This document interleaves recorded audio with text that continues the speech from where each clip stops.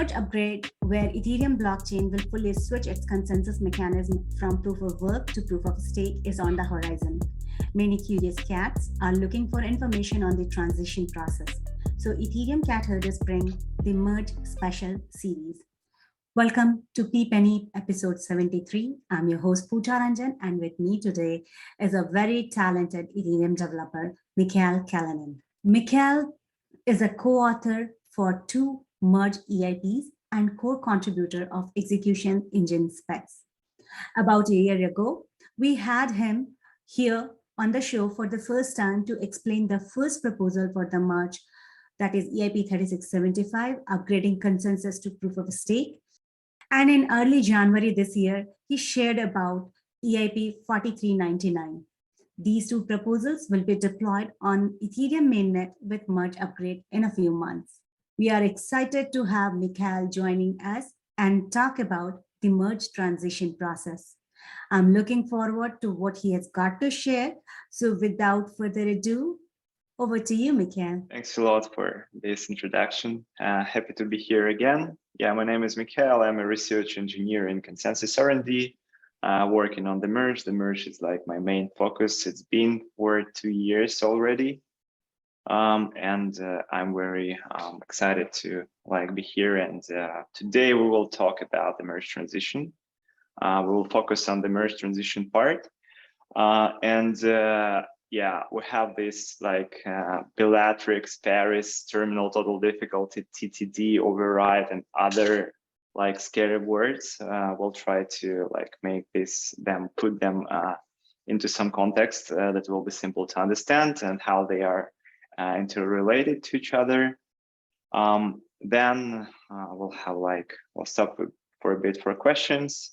Then we have a bonus part. If we have a time, we'll cover the Ethereum, how it will look like after the merge, the proof of stake Ethereum.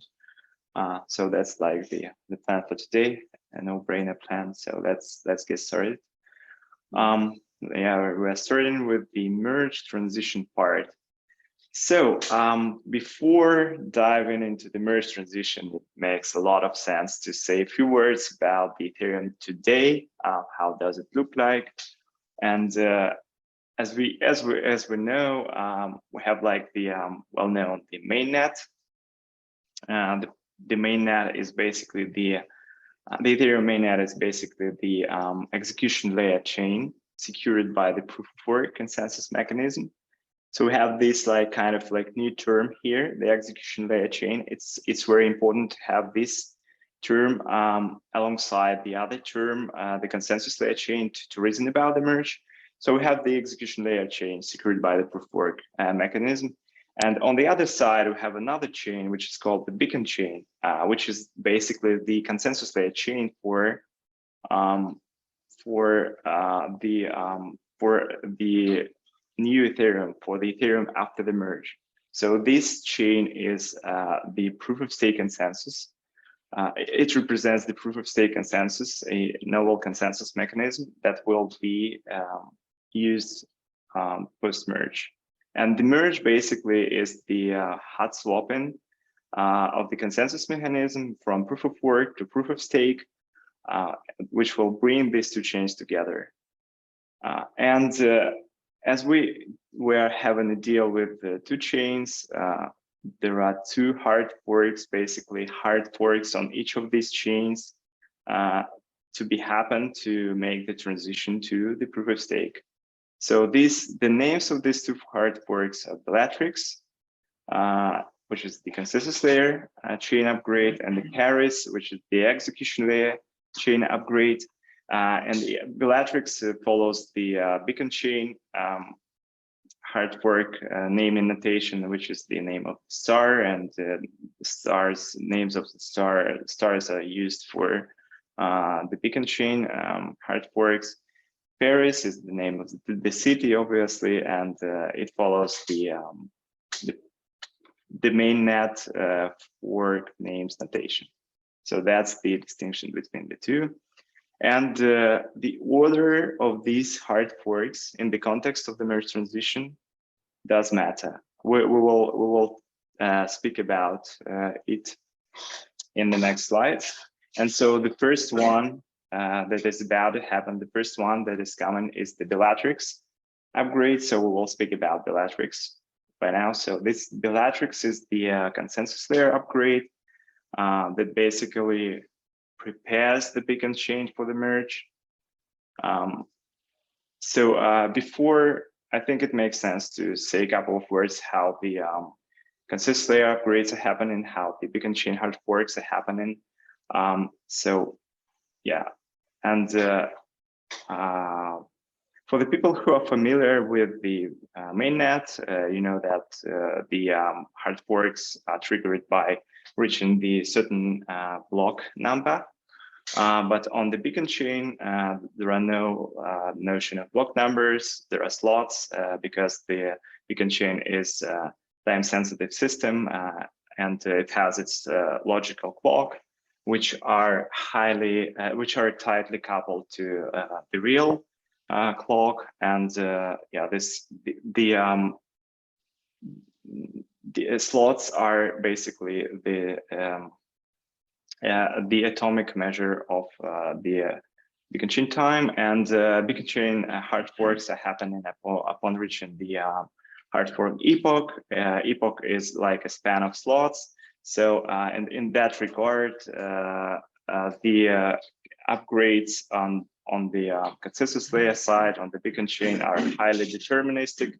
So we can predict the moment in time when the hard fork on the beacon chain happens up to a second, basically. So the Bellatrix part of the merge will be a highly deterministic part in terms of rollout, in terms of transition. Before Bellatrix will happen on the beacon chain, obviously client upgrade is required to bring the Bellatrix logic on it.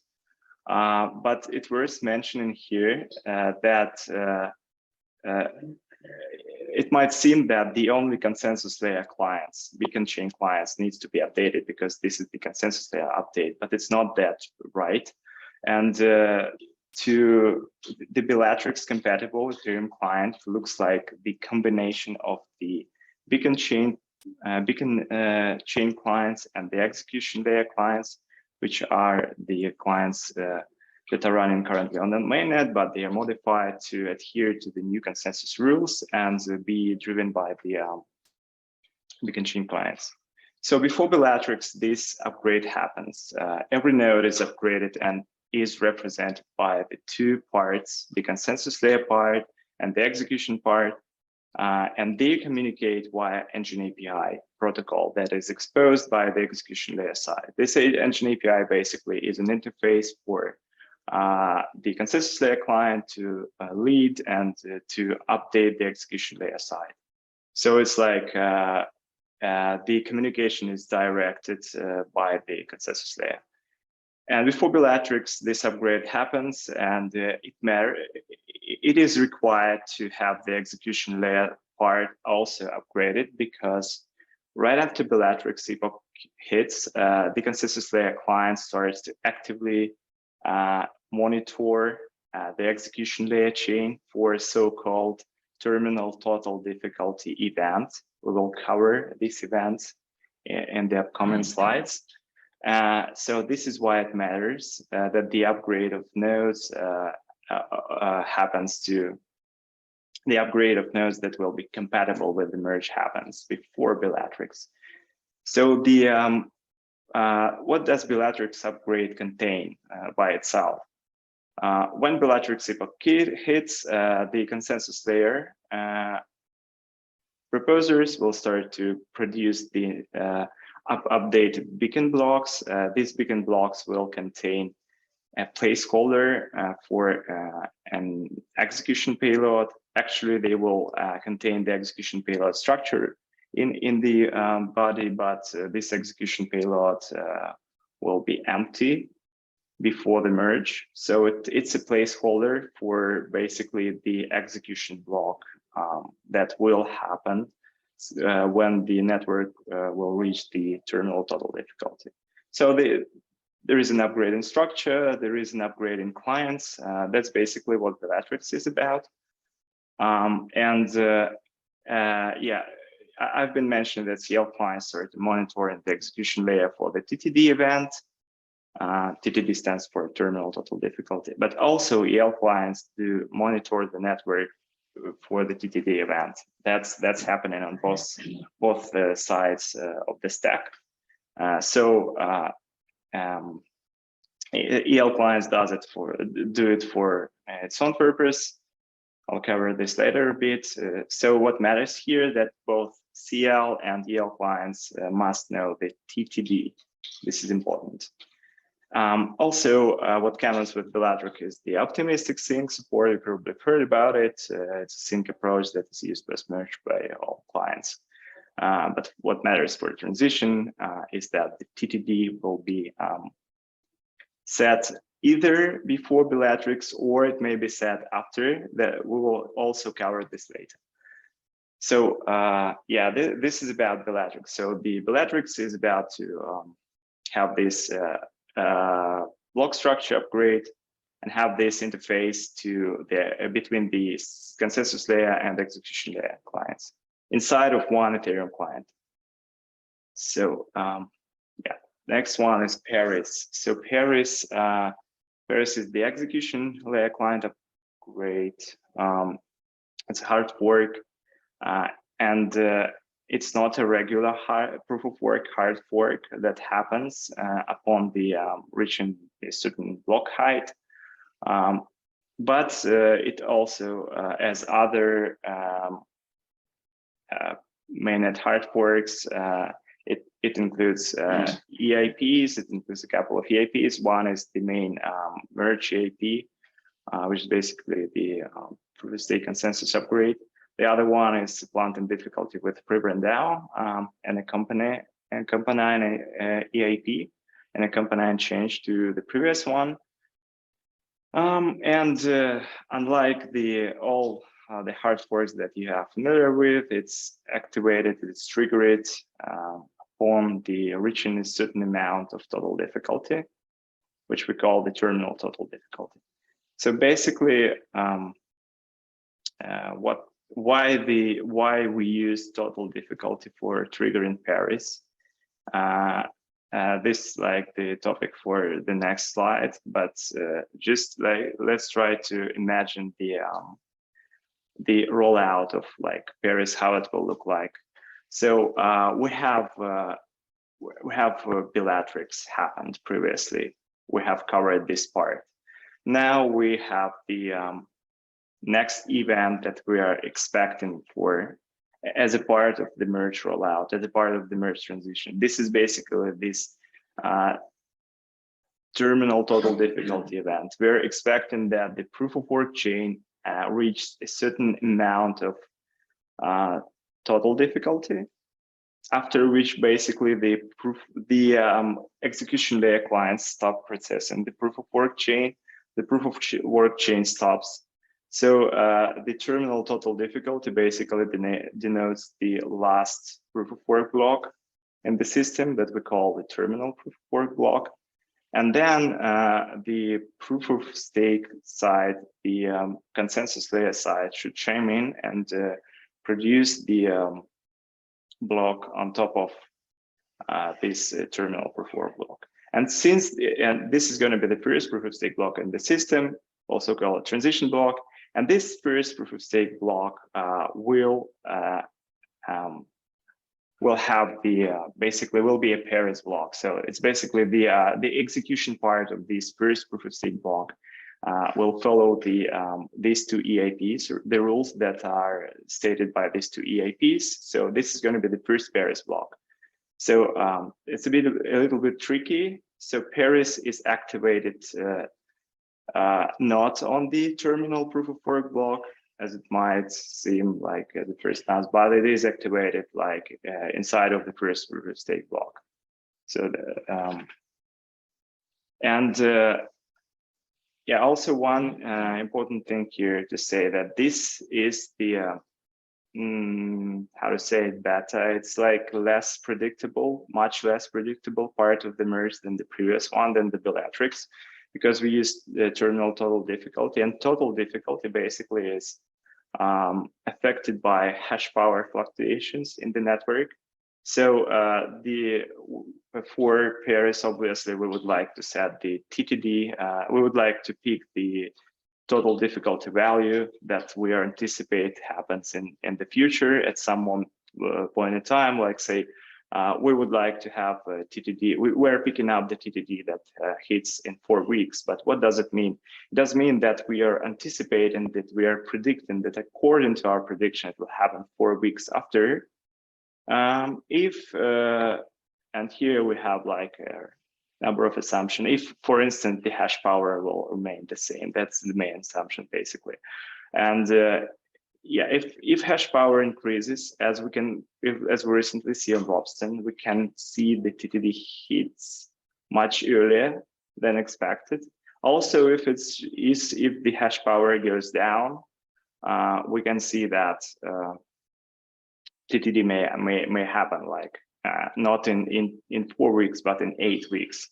And we have countermeasures for both of these scenarios. Yeah, so we have covered Bellatrix, Paris, and now let's just briefly describe the happy case of the entire merge transition. So first of all, we have the client upgrades that contains the Bellatrix and the Paris logic. It's important to have them both parts of the stack to be upgraded at the same time, or like, yeah, let's say at the same time for simplicity.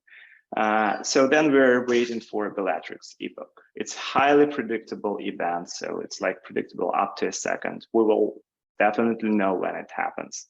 So once the Bellatrix fork happens, then we are waiting for the proof of work network to reach this amount of total difficulty that we call terminal total difficulty. Once it happens, and we are trying to pick the TTD to happen after Bellatrix, to TTD event happen after Bellatrix. This is very important for the transition, and what can go wrong if it's not like if TTD hits before Bellatrix. Yeah, we'll see it soon, pretty much soon. Then after terminal proof of work block is produced by the proof of work network, we are expecting that consensus layer proposer that is eligible to propose this period of time, this slot, it will take this terminal proof of work block and produce the first proof of stake block on top of it. And this proof of stake block will include the execution layer payload, which is stripped down execution layer block, basically the block without fields related to proof of work. And this block will adhere to the new rules that are listed in these two EIPs. So this is going to be the first Paris block. So that's it, the Bellatrix, then TTD, then Paris. Like Paris and TTD are very close to each other. So we expect this to happen like pretty much soon after. We expect Paris to happen pretty much soon after TTD. That's for the entire picture, the merge transition overview. So next, before we dive deeper into what can happen if TTD hits before the Bellatrix, yeah, probably one of the we should clarify one thing. Probably one of the most important questions here is why TTD? Why do we use total difficulty to trigger this upgrade? Why not use block number as usual and avoid this kind of, you know, acceleration of the accidental increase of the hash power, which leads to the TTD event hitting like before the predicted, before it is expected.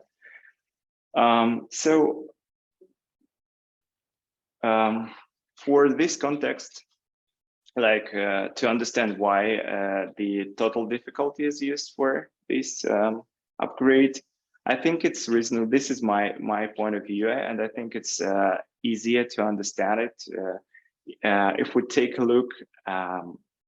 If we take a look on the merge as on the upgrade of the proof of the fork choice rule.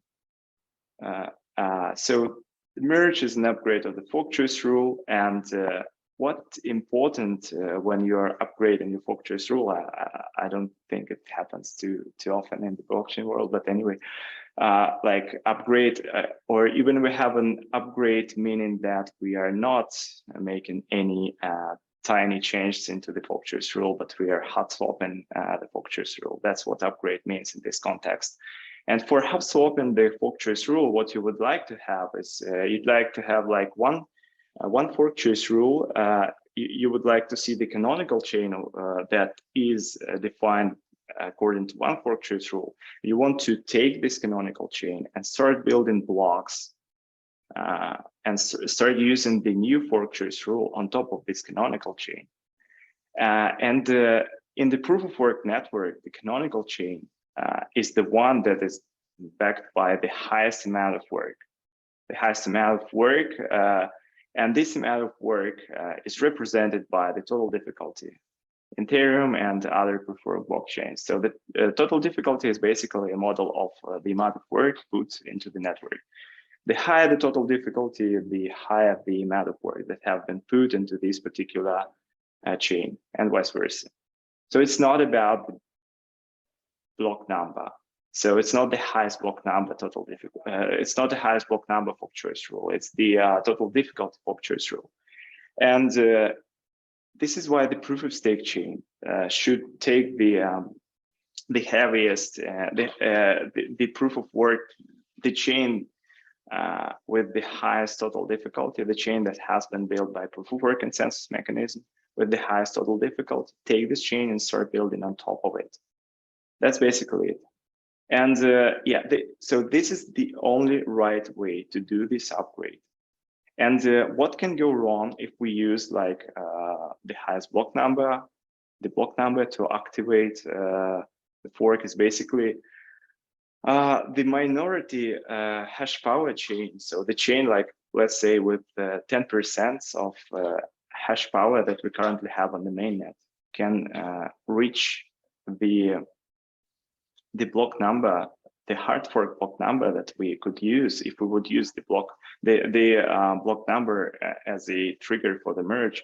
The minority hash power chain could reach this much faster. Could reach this block number much faster and hijack the transition. There are some possibilities. Of course, yeah, this attack requires some communication between the proposer and the miner, but it's just details. So this just proved that the block number doesn't work. This specific attack. So that's why we use the terminal total difficulty instead of block number. So the terminal total difficulty, once again, the total difficulty is the basement for the proof of work fork choice rule, and during the merge, there is a handover from the proof of work to the proof of stake fork choice rule, and that's it. That's why we want to use the certain amount of total difficulty. And this amount is when we pick up the value, we anticipate it will be reached in some future. We are not like, obviously we are not anticipating that it will, that it has happened already. So it's like some value that we are foreseeing. So what can go wrong? What can happen basically when TTD heads before Bellatrix? So first of all, according to like, yeah, there is one specific thing about execution layer clients that I have mentioned before. The execution layer clients also do monitor the chain for TTD, and once TTD hits, they see the terminal proof of work block. And execution layer clients that follow the protocol, that follow the merge transition, they start processing the proof of work blocks that are descendants of the terminal proof of work block. This is done for security reasons, to prevent a user who has forgotten to upgrade their node to follow the wrong chain. because after the merge happens, the proof of stake Ethereum will be the only one canonical chain, the right chain. And if you forgot to upgrade and you are following the proof of work chain and somebody just building this chain, you will be following the incorrect chain, invalid chain, the old proof of work chain, which is not anymore in Ethereum. And this is and you may like interact with this chain, get data, send transactions, and yeah, that would be a security vulnerability. So that's why execution layer client would stop processing the proof of work blocks after the merge transition, and will just basically wait for consensus layer clients. Yeah. So this misconfiguration may happen if like user who is not familiar with consensus layer clients, they just have updated their proof of work client because they are following, they're tracking the upgrades and forgot about the other side. So it will just stop working at some point, at the point where TTD hits. And so what does it mean for the network? So if, yes, what does it mean for the network? Why it's important to mention here? So it means that all honest nodes that have been upgraded before the say like in the preparation to Bellatrix, and we picked up the TTD before to be included in this upgrade. The network is upgraded and expecting the Bellatrix fork epoch. And let's just suppose there is enormous amount of hash power put onto this network after, which just makes the TTD happen before Bellatrix. And it means that execution layer clients, after this happens, execution layer clients will just stop processing any proof of work block. So the proof of work block processing halts, and the EL chain will wait for Bellatrix, it will stall. Basically, it's not a safety failure, it's a liveness failure. And when Bellatrix fork epoch happens on the other side of the stack, on the consensus layer side, the first proposer after Bellatrix will basically start the transition process, will create the first proof of stake block. But what we'll see is like, I don't know, minutes, hours of the chain just not progressing, of the execution layers chain is not progressing. So that's what will happen. Basically, this what has almost happened on Ropsten, and to prevent this, the countermeasure that we used on Ropsten, that we basically plan to use to accelerate the merge rather than to slow down the merge. We use the TTD override. So we just in this case, what helps is to override TTD and set it to a higher value that may not happen like I don't know, in a year or whatever. This is what we did in Ropsten. We set an enormous amount of total difficulty as a TTD, and then wait for Bellatrix has happened. And basically now we're expecting the TTD to happen on the Ropsten. So that what could happen. But one thing to mention here, this event, the TTD before Bellatrix, it may not happen on the mainnet, because we're not expecting that someone that we pick some TTD value, and there is the enormous amount of like hidden hash power that could be put on the mainnet to significantly accelerate the merge and make the TTD happen before Bellatrix. One like if for instance, if we can see the merge accelerated by the times of 2, so it would mean that we have the same amount of hidden hash power somewhere, And basically, this hash power may employ a 51% attack, which breaks the security assumptions of Ethereum. So we are like not expecting the TTD to hit before Bellatrix on the mainnet, but on the test nets, it's really the case that may happen. So how TTD override is done? First of all, both EL and CL clients must be upgraded or restarted. The first option here is to cut the releases with the new TTD value, but it hits the release pipeline of each client. It takes like more time to do, and it also it hits the pipeline of the infrastructure to upgrade their clients. And what is easier and what is less complicated in terms of time, brings less time complexity, is using the CLI argument that requires the client restart, like both clients, CL part and EL part is required to be restarted with the new TTD value. Fortunately, this option is supported by all clients. It have been tested previously on several shadow forks, and now it have been tested on Ropsten.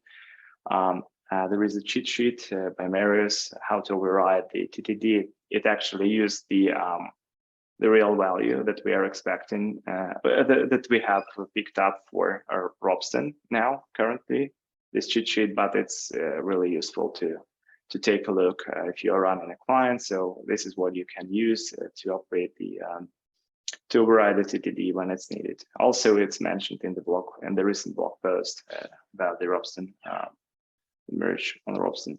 Yeah, and this Ropsten case made us think about the following merge rollout. So we will not pick the TTD before Bellatrix, at least on test nets. But this also makes sense for the mainnet, because the closer the moment in time we pick the TTD to the TTD event, so the lower gap between the event where we're picking the TTD and where this TTD is about to hit the network, the higher the accuracy of our prediction. So it makes sense, for instance, if we are it makes sense for the mainnet as well for this particular purpose. Also, the other purpose of having this same procedure on the mainnet is that because the infrastructure and users are used to do the same actions, the same sequence of actions to go to run through the merge transition. So there are like a twofold meaning for having the same rollout for the mainnet. And once again, we're not expecting the TTD, the hash power accelerated that much that will bring us to the case where TTD hits before Bellatrix, hits the network before Bellatrix. So yeah, I think that's pretty much it. That's pretty much it on the merge transition. I would stop here for questions. Thank you so much for the presentation, Mikhail. It definitely helped out to understand the process even better. For people listening, Mikhail also talked about some of the key terms used today's presentation in earlier talks. So if you have missed it earlier, check out the recording of PEEPanEIP episode 41 and 57 for EIP 3675 and 4399, which Mikhail mentioned in his presentation earlier. So, well, again, you did a great job in explaining everything. And I have a few more questions, though you have already answered most of the frequently asked questions. I've got a few more of them for you. Right now, we are on to the merge rollout screen. So let me quickly take this question, which is about the rollout for mainnet. We saw that for Ropsten, we have to go for the TTD override. How confident developers are that this is going to be one-time thing, or you are expecting that this can be a case, though increasing hash power would be extremely expensive in case of mainnet. How confident we are that we would be going ahead with the TTD. Not yeah, I see.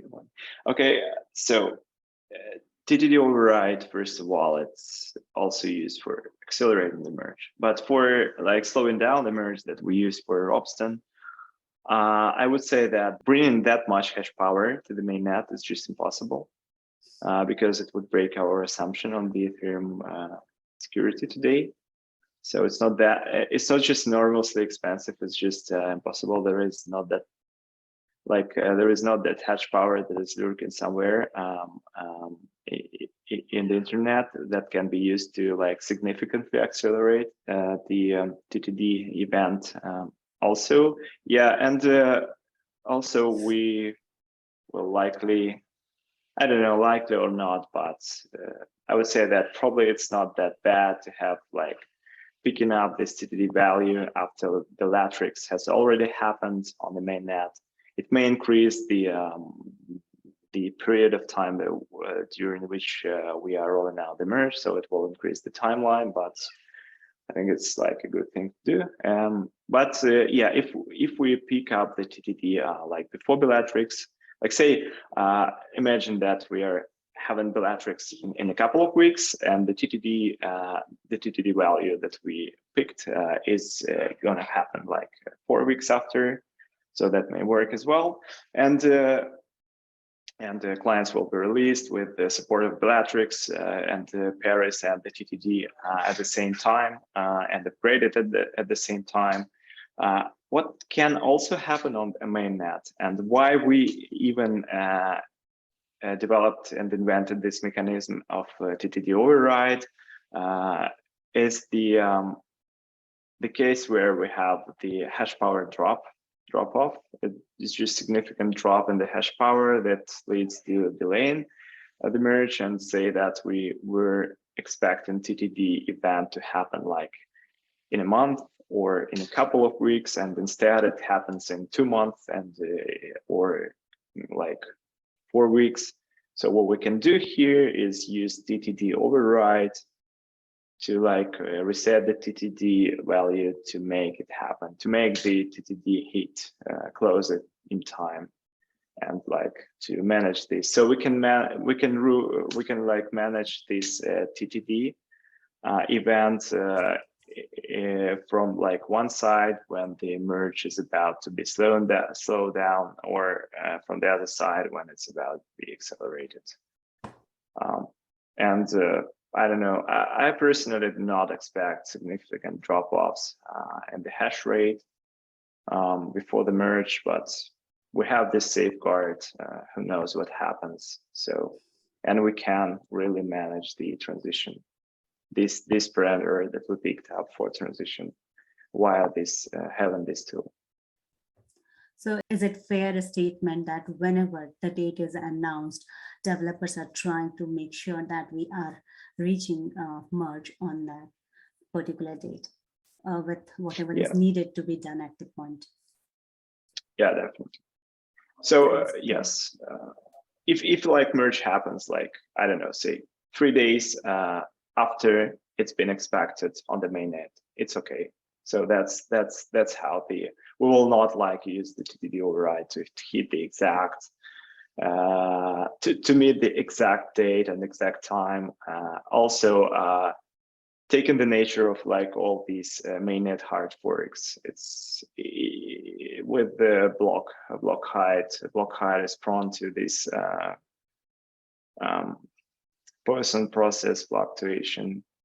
So it's like a pretty unpredictable thing. Probably for the merge, it will be even more. The fluctuations will be more intense, but there are different kind of fluctuation. This is basically fluctuation in the hash power. So yeah, so people should expect the merge to happen like, I don't know, up to a few days. I would say this is my opinion. This is what we can have, and this is what we can easily work with. But if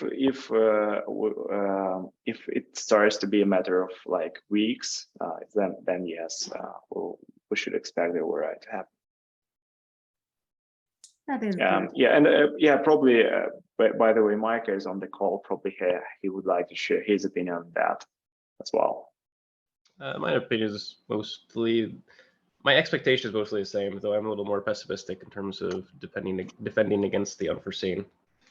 And so I agree with Mikhail that most likely we'll see a slight delay due to hash power drop off. I doubt we'll see a huge delay, but I think that's more likely than a lot of other people think. I think the chance of acceleration are very low unless there's an active attack of some kind. There's also a possibility of a somewhat bizarre attack where someone who has control of a lot of hash power pulls all that hash power. This causes us to set TTD override, and then they bring all that hash power back to accelerate. And so you could do some sort of weird attack like that, and if we're not paying attention, then we could accidentally, screw something up and have it arrive too soon. Not because a bunch of hash power appeared out of nowhere, but because hash power left, we compensated with a TTD override, and then hash power came back. That's a very extreme scenario. It seems unlikely, but I think it's something that we should keep in mind. Yeah, sure. We should monitor for the hash rate. And this is what actually will be done, I guess. This is good to know that there is a plan in place. I'm really surprised to see, as Micah said, knowing the unknowns, we are considering all sort of possibility into consideration. That is really good. Maybe on a similar note, I remember you explained about the Bellatrix happening first, and then Paris will come in. I'm just curious to learn about the difference, maybe in terms of unit hour, second stays. What would be the difference between activation of Bellatrix and Paris? Oh, okay. So first of all, they're activated on different chains.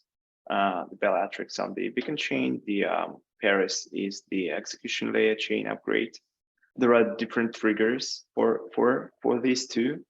We have fork epoch for Bellatrix, which is highly predictable. We have this TTD for Paris. So Paris is the first block after TTD hits the network. So Bellatrix enables what this upgrades are about. Bellatrix enables the consensus layer, the beacon chain for the merge, basically. So it is the preparation part of the consensus layer side for the merge. It has this placeholder for execution payload. It has the communication channel with the execution layer. So we have these two type of nodes, two type of clients under the hood of Ethereum client. One is the consensus layer, the other one is the execution layer, and they need to communicate to each other. So the Bellatrix sets this communication channel, and they start to communicate with each other after Bellatrix happens. So it makes sense after Bellatrix for consensus layer to monitor the execution layer side for the TTD event. Once the TTD event happens, the consensus layer side will propose the first proof of stake block, and we'll have this proof of stake, and we'll have this verification of the execution payload inside of the proof of stake block processing. This is all included in Bellatrix, but it's just rolling out after Bellatrix happens. Block structure changes, but sometimes after when TTD happens, the new delegation of the execution payload to the AEL side, to the execution layer side, this new mechanism starts working. Paris is basically about upgrading the execution layer. So first of all, the execution layer client starts to adhere to the proof of stake fork choice rule. Block structure, the execution chain remains the same. The execution block structure remains the same. We have zeros set for blocks, set for field values that are related to proof of work. For instance, nonce and difficulty, they become 0. This is what Paris is about. So it's like changes the values of the fields that are different. It basically deprecates these fields. Also, it has these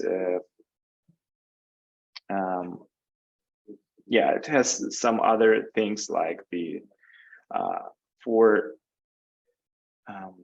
yeah, let me recall. Yeah, so okay, so it has another EIP as well. So the difficulty opcode is supplanted by pre-RANDAO, and RANDAO is like the mechanism that's used for randomness on the consensus layer side. Yeah, but that's the topic for another talk or another mention. Like, yeah, not go deeper into details. So we have this update in the EVM, in one of the EVM opcodes. Also, yeah, if we would like to go, I can go further to the proof of stake Ethereum and cover probably what happens with all of that after the merge, like what will happen with the network, what new things we will have. So yeah, Paris is about upgrading the execution layer side and adhering the execution layer to the proof of stake fork choice rule. That's the main thing. That's nice. So do we consider it like very simple or difficult to calculate maybe the activation time? Agreed, on a separate chain. As the practice shows us, it's difficult on the test nets. For the main net, as it's been said, we're not. Personally, I'm not expecting the huge drop-off in the hash power, so the prediction should be pretty accurate, like up to a few days. But we'll see what happens. So it's like on the mainnet, it's much more. The prediction can be much more accurate, considering the assumption that we can make on the mainnet. There is a lot of hash power there. There is the crypto economic motivation to basically keep the proof of work chain sustainable, keep its building blocks, and yeah, that's like much weaker assumptions that we have on the test nets, where we don't have enough of the hash power to maintain like the high cost of attack. So attack on the test net, the proof of work test net is like really cheap.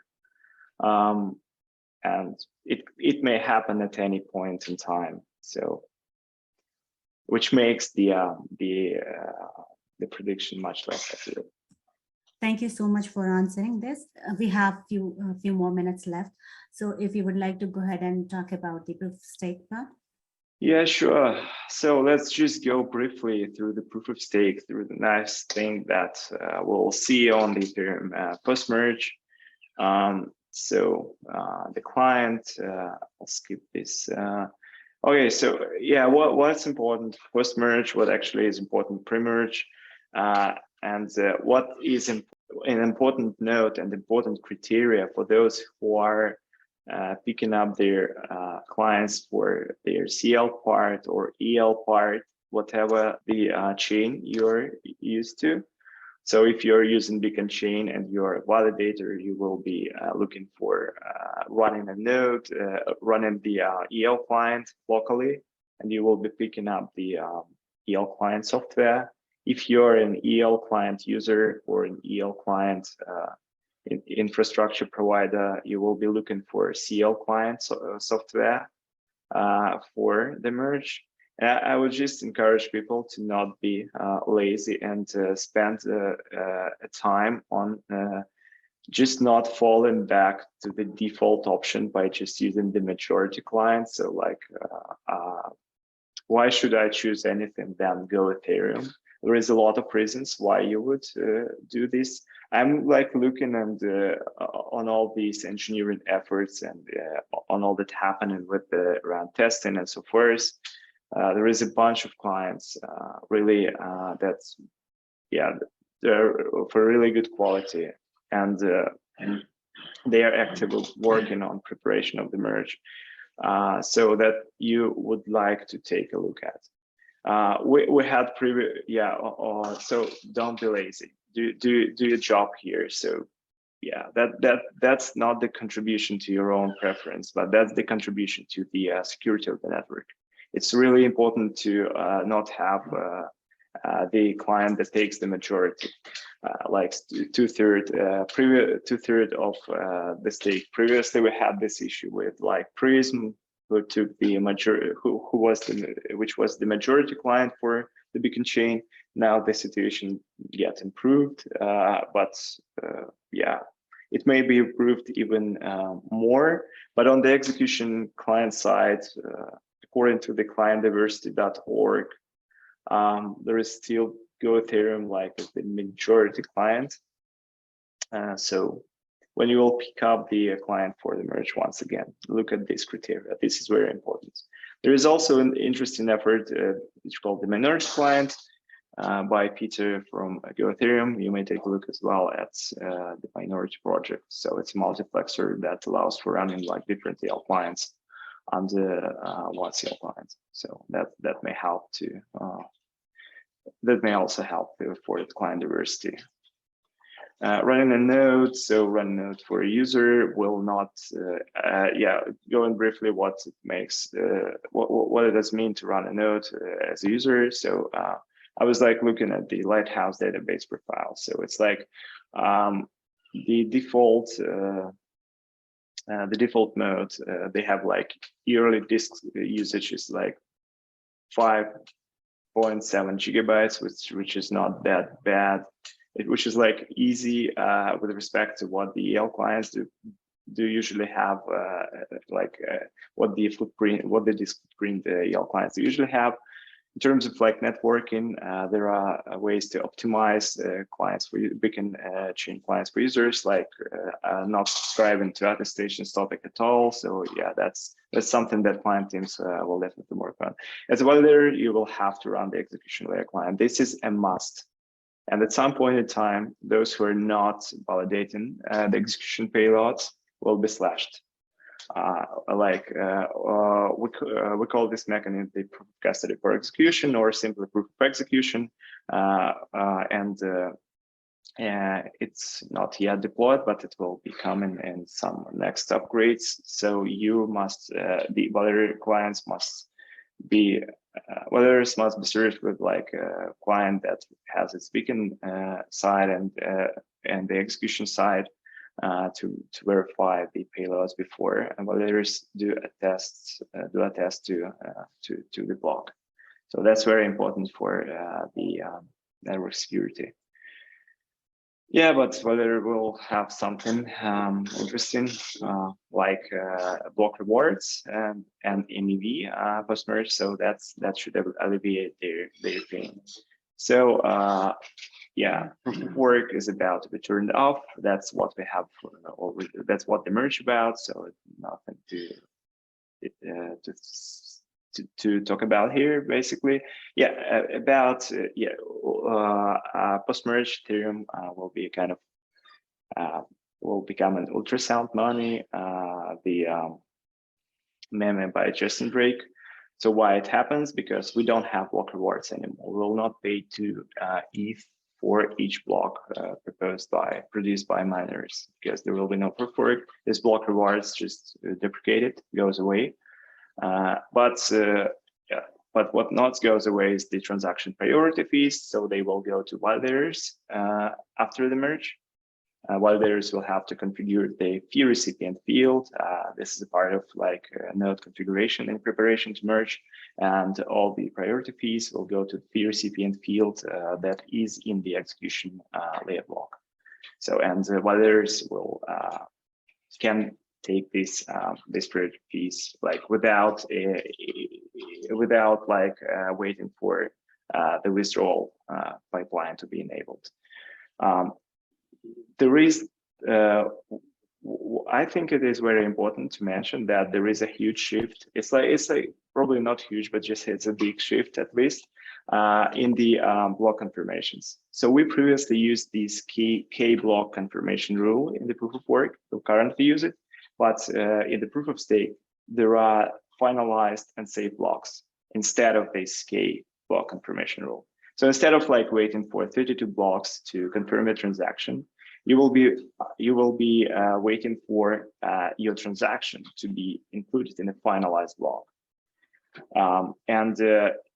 Clients have the execution layer clients have this update in the JSON RPC, this new block tags. So this is basically look like ETH get blocked by a number and the tag finalized or tag safe to query for these blocks. Yeah, there is like the difference between finalized and safe. Finalized is like what we call like economically finalized. So to rework these, for someone to make this block rework, it will require to 1/3 of stake to be slashed, which is huge. If we like apply this rule to today's numbers. Also, we'll have a notion of safe block. The safe block is like very unlikely to be reworked unless there is like a high network delay or an attack on the network. So for the healthy network, a safe block is not going to be reworked.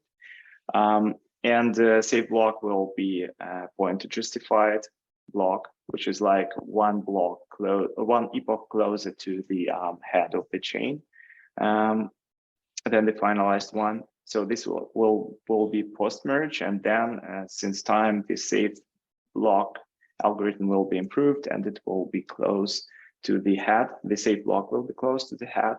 So I guess basically will be like one block behind the head.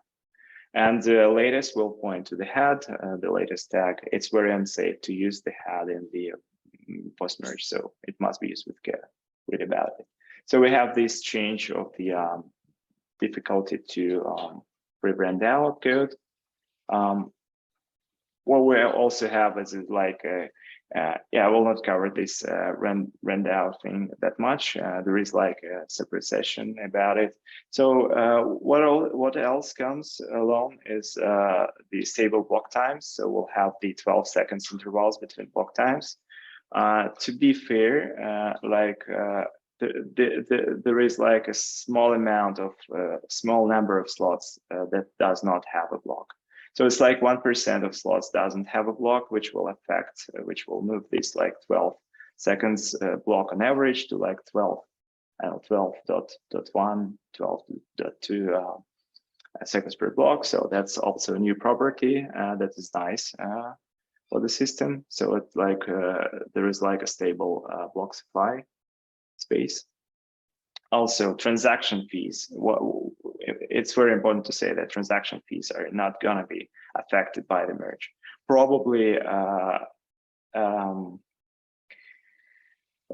probably these stable block times will have a slight effect on like the gas price, but the merge is not about it.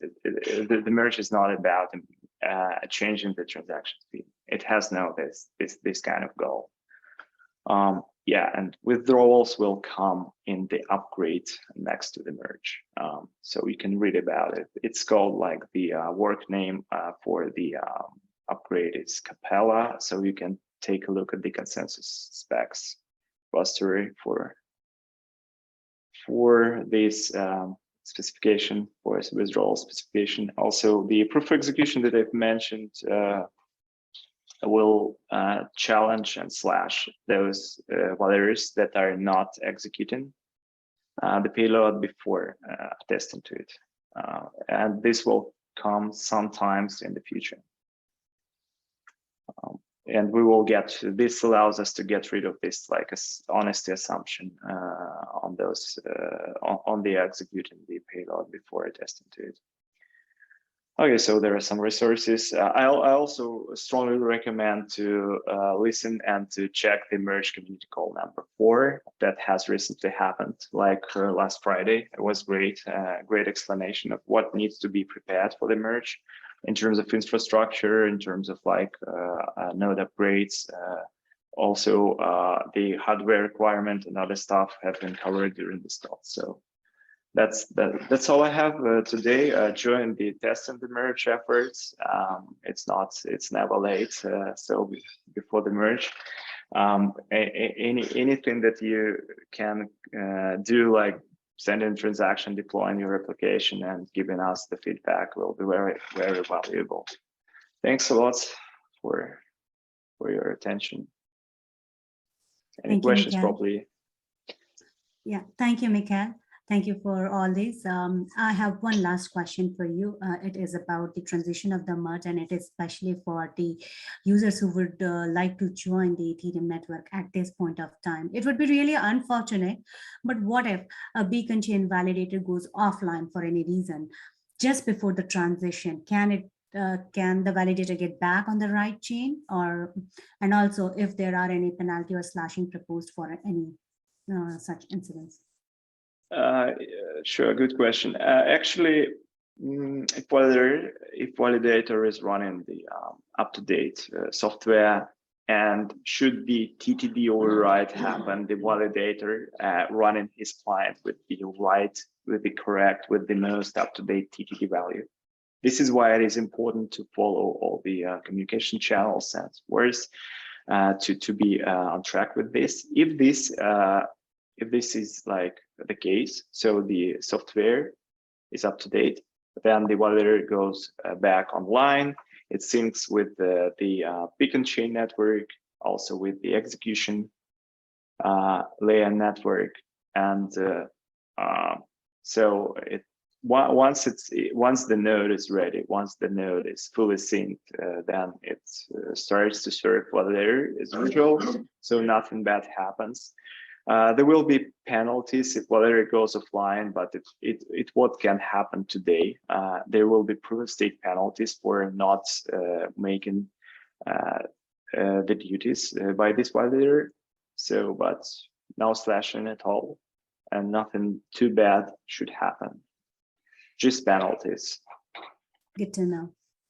Well, thank you so much for sharing all these valuable information. It's time to wrap up. Having proof of stake as the consensus mechanism for Ethereum is a dream of the Ethereum community for many years. The launch of Beacon Chain in 2020 was the first realization of the dream coming true. With the merge of Ropsten, the public testnet, we are even closer. I hope information shared today will be helpful for developers as well as non-developer people understanding the transition process. Mikhail, we appreciate you taking out time and talking about Bellatrix Paris and the transition process. Thanks, Pooja. And on this note, thanks to everyone watching and listening to this special episode on Merge. Should you have any question, leave a comment or reach us at ETHCAT Hurdles Discord. Check out description for links to useful resources and guest Twitter to follow.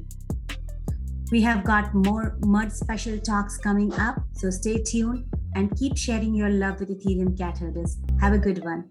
Thanks, everyone. Thanks. Bye-bye.